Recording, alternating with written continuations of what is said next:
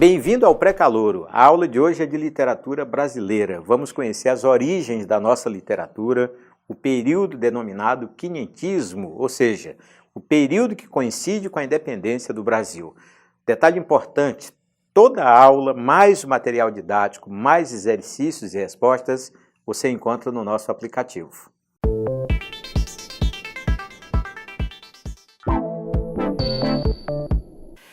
É muito importante no estudo da literatura que você saiba a data inicial e a data final de cada período. O nosso quinhentismo nasceu com a descoberta do Brasil, nasceu em 1500 e durou até 1601, portanto, o primeiro século de Brasil e o primeiro século da literatura. Um alerta importantíssimo: quinhentismo não é classicismo. O classicismo é um movimento lá de Portugal, organizado, com características e com autores específicos. O quinhentismo é uma espécie de improviso. A nossa primeira tentativa de literatura não era muito uma literatura brasileira, uma literatura feita por autores nativos, mas por estrangeiros, por aqueles que aqui chegavam movidos por alguma curiosidade. Outro detalhe curioso nesse primeiro período é que nomes o período pode ter numa prova de vestibular. Pode ser o quinhentismo, muito tradicional, mas pode aparecer com o nome de período de formação. E a obra? Importante que você saiba a primeira obra de cada período da literatura. Chama-se Carta de Caminha, não é um livro, mas também não é uma carta diminuta, é uma carta relatório que narra exatamente a primeira impressão que os portugueses tiveram a respeito do Brasil. O quinhentismo foi dividido em duas correntes, cujos nomes são bem sugestivos: literatura informativa e literatura dos jesuítas. Deduza, literatura informativa tinha o objetivo de informar, principalmente Portugal, mas também toda a Europa, a respeito da novidade da terra recém-descoberta. E aí você já deduz, não é literatura propriamente dita, é mais história, mais informação, menos arte. E a literatura dos jesuítas? Olha, os jesuítas vieram para o Brasil naturalmente formados em filosofia, teologia e, portanto, com bastante bagagem cultural para produzir obra que merecesse realmente o nome de literatura. Para você ter uma ideia, muita gente veio, muita gente escreveu, mas dentre todos, o que resta ainda hoje é a literatura do padre José de Anchieta. Meu amigo, quem fez a literatura informativa aqui no Brasil? Você já deduz sozinho, foram os viajantes europeus. Você não vai imaginar que índios estavam aqui preparando uma literatura para quem viesse visitá-los. Bem, os aspectos dessa literatura são aspectos de relatório ou de crônicas de viagem. Os dois modelos em prosa, nada ainda na poesia. E aí você já deduz se eram relatórios, se eram crônicas de viagem, naturalmente com alto valor histórico e pouco valor literário. E agora uma história de arrepiar. Um camarada chamado Hans Staden, alemão, rico, morava na França naquela época, fez duas aventuras ao Brasil. Na primeira delas, ele se deu bem, conheceu a nova terra, interagiu com os índios, voltou para a Europa, falando bem de tudo que presenciou aqui. Os portugueses se empolgaram e financiaram uma segunda aventura do Hans Staden à nossa terra. Deu a maior zebra porque ele caiu prisioneiro dos índios tupinambás, que eram canibais, famosos inimigos dos índios tupiniquins. E aí a morte dele foi sendo adiada, vai ser devorado hoje, não, vamos guardá-lo para uma data festiva e tal. E sabe o que aconteceu de verdade? Ele conseguiu escapar 9 meses depois. Voltou para a Europa e contou uma história de arrepiar, ou seja, meu cativeiro entre os silvícolas do Brasil, insinuando que quem vinha para cá corria um sério risco, como ele correu, de ser devorado pelos índios canibais. Você sabe que em 1925, Monteiro Lobato, do Sítio do Pica-Pau Amarelo, ressuscitou essa história? Interessante, colocou todo esse relato que eu contei a você na voz da dona Benta e empolgou o Brasil porque era uma parte da história que pouco brasileiro conhecia. Olha, de todos os relatos contados na época do quinhentismo, naquela linha da literatura dos viajantes, certamente o de Hans Staden é o que fez mais sucesso.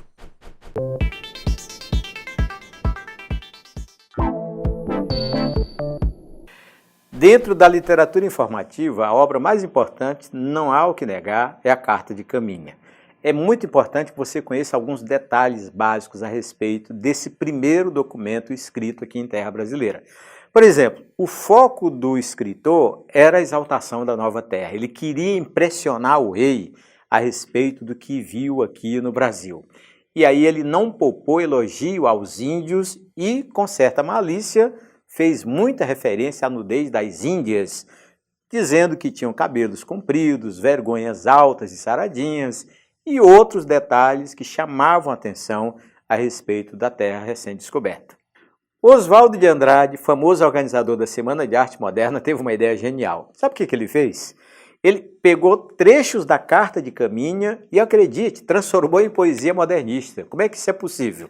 Bem, você lembra que o modernismo não tem compromisso com rima, com métrica, com formalidade. Ele simplesmente organizou frases simples, interessantes e pronto. Estava ali um poema do Oswaldo de Andrade, naturalmente quase cópia de trechos da Carta do Caminha. Quer ler um pouquinho sobre isso? Olhe o que Oswaldo de Andrade escreveu. Eram 3 ou 4 moças e bem gentis, com cabelos muito pretos pelas espáduas, e suas vergonhas tão altas e tão saradinhas, que de nós as muito bem olharmos, não tínhamos nenhuma vergonha. Percebeu agora? Não há compromisso com rima, nem com métrica, e as palavras, acredite, as palavras são mesmo as do Pero Vaz de Caminha, lá do documento antigo, escrito em 1500. E agora, depois da Carta de Caminha, na visão do Oswaldo de Andrade, eu quero apresentar para você um trecho real da carta. Preparado para entender? Mostraram-lhes um papagaio pardo que o capitão trazia consigo, tomaram-lhe logo na mão e acenaram para a mata, como quem diz que os havia ali. Mostraram-lhes um carneiro, não fizeram caso. Mostraram-lhes uma galinha, quase tiveram medo dela. Não lhe queriam pôr a mão e depois a tomaram como que espantados. Vamos a mais um trecho real da Carta de Caminha e agora mostrando a preocupação econômica do autor. Nela, até agora, não podemos saber que haja ouro, nem prata, nem coisa alguma de metal ou ferro, nem lhe ouvimos.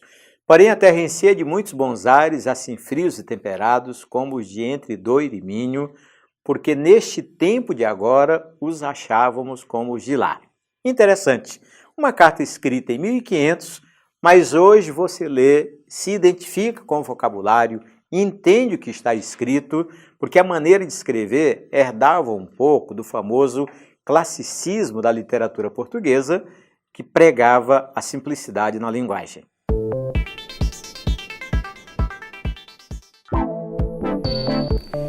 E agora a literatura dos jesuítas. É uma literatura mais interessante, sabe por quê? Porque os jesuítas vinham para cá formados em filosofia, teologia e, portanto, com bagagem para produzir obra literária. Mas olha um detalhe, eles vinham de verdade porque estavam doentes. A tuberculose era uma doença terrível na Europa do século XVI. O governo e a igreja se uniram e encontraram uma saída para isolar o padre da sociedade. Era mandá-lo para cá com a desculpa de que vinham catequizar os índios. E aí a mudança de ares, doença do pulmão, olha o milagre, eles terminavam curados. Então o camarada saiu da Europa com os dias contados, achando que vinha morrer numa terra estrangeira e de repente ficava bom da tuberculose. E aí se explica por que mudaram de terra da Vera Cruz para a terra de Santa Cruz. Acreditavam que a terra brasileira era realmente abençoada. Sabe qual foi a primeira barreira que os jesuítas encontraram para catequizar os índios? Foi a língua, porque os padres teimavam em pregar a religião em português e o índio falava tupi-guarani. Outra barreira importante, os índios já tinham as suas crenças, os seus deuses, e os padres insistiam em substituir tudo isso por um Deus novo, por uma religião nova. Para complicar, eles tentavam obrigar que os índios assistissem à missa em latim. Resultado, um conflito que demorou muito a se resolver, até que apareceu um padre inteligente chamado Padre Anchieta. Vamos conhecer a vida e a obra do Padre José de Anchieta. Ele não era português, era espanhol.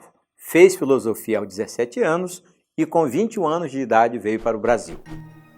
José de Anchieta nasceu na ilha de Tenerife, no arquipélago das Canárias, em 19 de março de 1534. Cresceu cultivando grande devoção à Virgem Maria.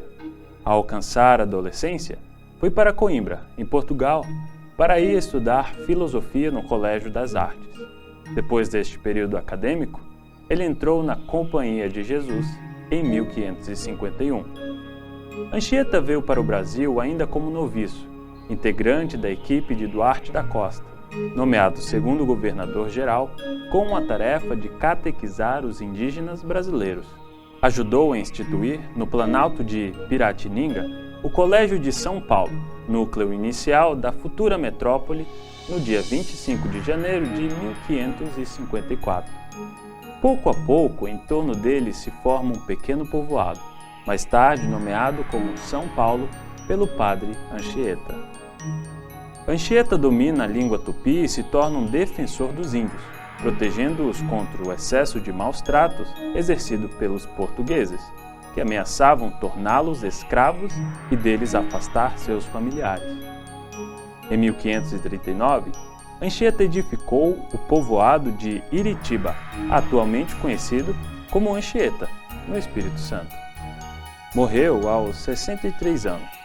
Foi beatificado pelo Papa João II em 1980 e nomeado Apóstolo do Brasil.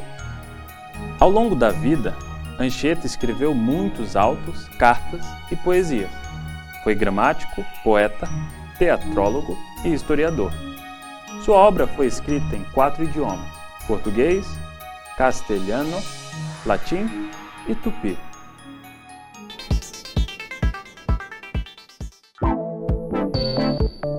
Comparado aos jesuítas anteriores, Anchieta era um verdadeiro estrategista. Qual foi a primeira providência que ele tomou antes de pregar a religião aos índios? Tratou de dominar o tupi-guarani. Fez mais, organizou uma gramática, escreveu a primeira gramática do tupi-guarani aqui em terra brasileira. E uma sacada genial: contava a história de Cristo, como todos nós a conhecemos, não com o nome de Cristo, mas com o nome de Tupã, apenas para agradar os índios. E aí, nessa tentativa, ele até escrevia peças teatrais, os famosos autos do Anchieta, para encenar determinadas coisas da Bíblia com as quais o índio não tinha intimidade. É importante lembrar as obras do padre Anchieta. O que ele escreveu naquela época? Primeiro, poesias, depois peças teatrais e sermões.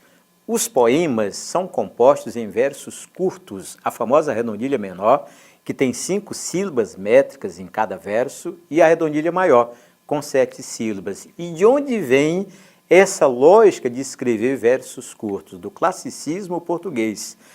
O assunto é religião, quer nos poemas, quer nas peças teatrais. E a peça mais importante, aquela que aparece em prova de vestibular, é na festa de São Lourenço. Em prova de vestibular é muito importante você lembrar o nome de alguns poemas famosos do Anchieta. A Santa Inês é um deles, do Santíssimo Sacramento, Em Deus, meu Criador, e Poemas à Virgem. Você nota que pelo título, todos realmente têm natureza religiosa.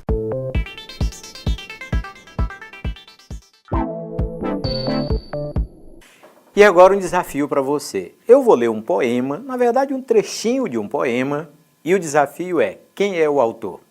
Ouça bem. Cordeirinha linda, como folga o povo, porque vossa vinda lhe dá lume novo. Quer uma dica? Você está notando que o poema versa sobre religião? Ou não dá para notar que o conteúdo é místico? Pois bem, você está lendo um pedacinho de um poema do padre José de Anchieta. Olhe como o vocabulário é religioso e o tamanho dos versos, eu vou provar para você, que são os famosos versos em redondilha menor. Você sabe o que são sílabas métricas? Vamos contar comigo?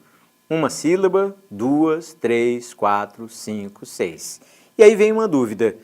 Esse verso, Cordeirinha linda, tem 5 sílabas ou tem 6? Na verdade são 5. Sabe por quê? Porque você tem de contar até a sílaba tônica da última palavra. E vamos ao segundo verso? Como folga o povo? Olha a primeira sílaba, a segunda, a terceira, a quarta, a quinta e a sexta. E aí há um detalhe muito curioso. Por que a sílaba de folga, a última, se juntou com o artigo que vem logo depois, porque é uma regra de metrificação. Quando uma palavra termina em vogal e a outra também começa por vogal, as duas sílabas se unem numa sílaba só. Conclusão, os dois versos do Anchieta têm 5 sílabas e é a famosa redondilha menor. Mais um desafio para você. Eu vou ler um poema bem curtinho e você vai pensar no autor. Ó que pão, ó que comida, ó que divino manjar, se nos dá no santo altar cada dia. Você percebe que o vocabulário é religioso? É a famosa poesia sacra que pertence ao padre José de Anchieta. Vamos aos aspectos formais da poesia do Anchieta. Vamos contar sílabas de 2 versos. Vamos ao primeiro? 1 sílaba, 2, 3, 4, 5, 6, 7, 8. Bem, se as sílabas métricas fossem iguais às das palavras, naturalmente teríamos 8. Mas lembra o detalhe? Você tem de contar até a sílaba tônica. Portanto, comida paroxítona são 7 sílabas. E no segundo verso, 1 sílaba, 2, 3, 4, 5, 6, 7. Agora coincidiu. A mesma quantidade de sílabas normais é também das sílabas métricas. Por quê? Porque a palavra manjar é oxítona. Conclusão, você leu 2 versos e os 2 foram compostos em redondilha maior.